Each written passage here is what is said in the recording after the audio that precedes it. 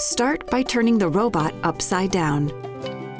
Use a screwdriver to remove the edge sweeping brush.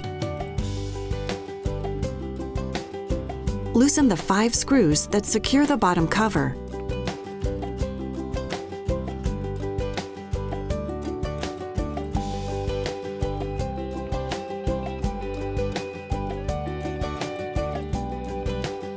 Remove the bottom cover. Loosen the 2 screws that retain the edge sweeping brush module.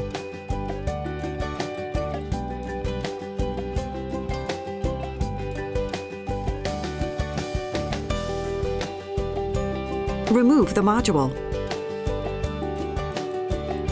Install the replacement edge sweeping brush module. Tighten the 2 screws that retain the new module.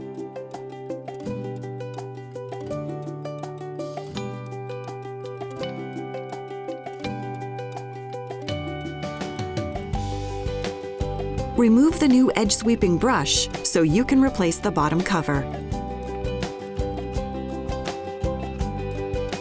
Replace the bottom cover and tighten the 5 screws. Make sure the bottom cover is flush with all sensors. Replace the edge sweeping brush and tighten the screw.